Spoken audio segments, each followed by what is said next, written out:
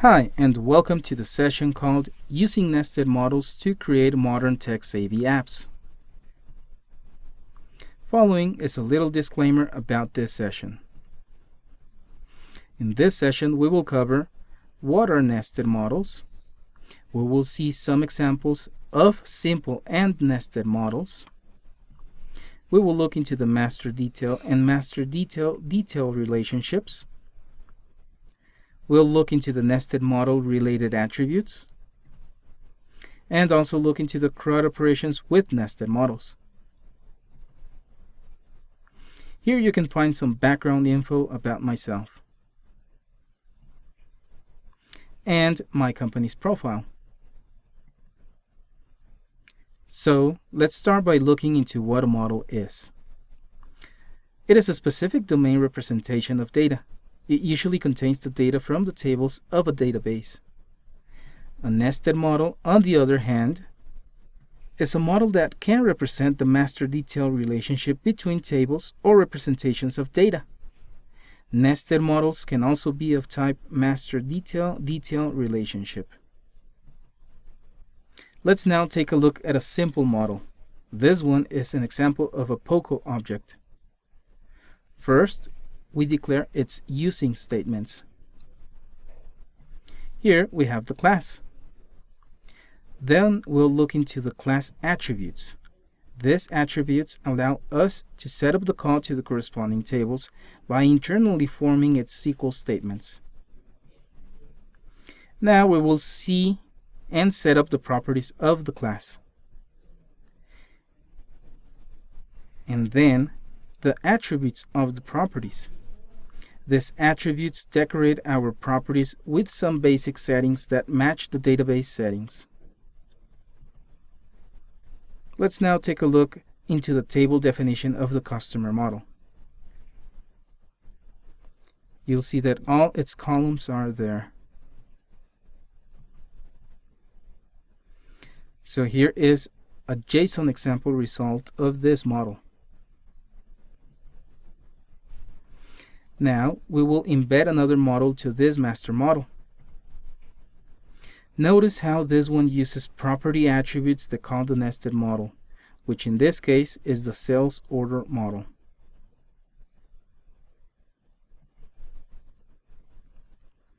This here is the nested model representation for the sales order table.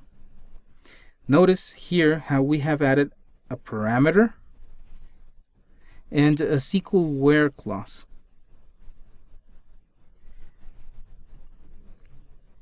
Here we'll look into the table definitions of the customer table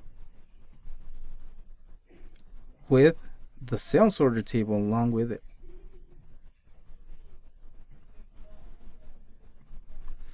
This will be the final result from the JSON with this nested model. Notice how we have a master row and detail rows too.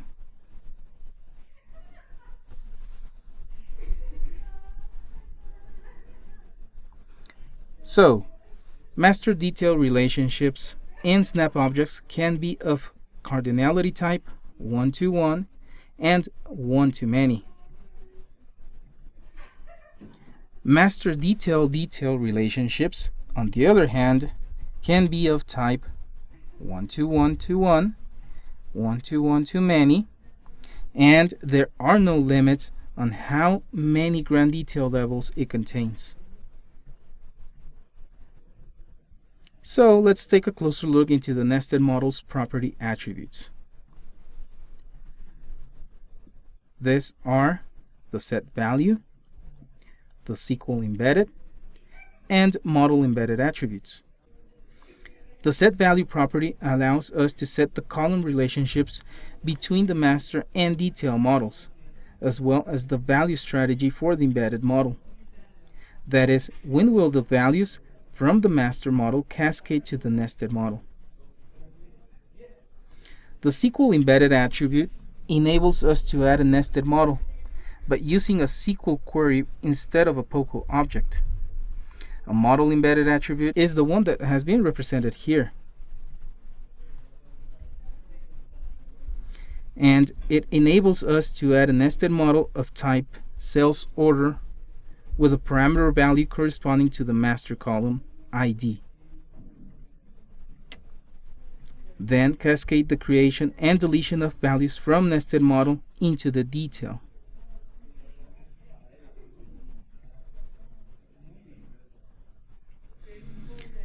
Whenever you execute the SqlModelMapper's load methods, you can decide whenever you want to load only the master model or its nested models. If a master model has more than one nested model, you can decide to load all or a specific nested model that you select. You can also track the insert, update, or delete operations on the table which the master, detail, or grand detail models are mapped to. In order to accomplish this, the model embedded attribute must have been applied to a property of the master model. To perform the tracking operations on the models, you use the track master, track detail, track details, track grand detail, and track grand details methods of the SqlModelMapper.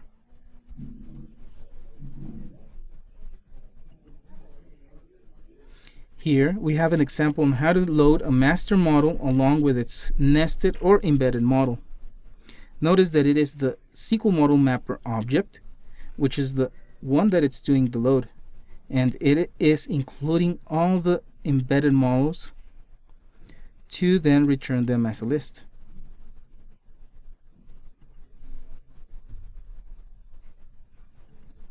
Here we have another example. But in this case, I will tell it to include only the sales order nested model. That is, if I had some more nested models, I could only tell it which one specifically do I want.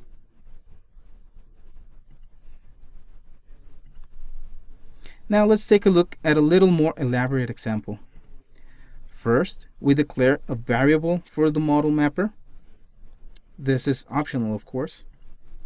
Then we load the customer model and get only the one row out of it by passing in the cust ID parameter.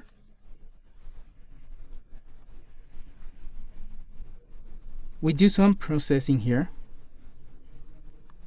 Then we load the embedded model by selecting specifically the sales order model instead, to finally return the customer model. To track the changes of a master detail model along with its nested models, you can use the track methods of the SqlModelMapper. You can also use the track methods to track the changes on the master detail relationship. But if data status is being managed on the models, iModelEntry, only 3 levels are supported: master, detail, detail. Model entry objects require a specific JSON format. Except for the JSON format that we have extended in Snap Objects, users can also customize a class to implement the iModelEntry interface using its own unique data format. Here is an example of how to track the changes on a Master-Detail-GrandDetail relationship. You'll notice that we have told it which will be the detail nested model and which will be the grand detail nested model, assigning the relationships of the columns at the same time, to then save the changes and return the affected row count.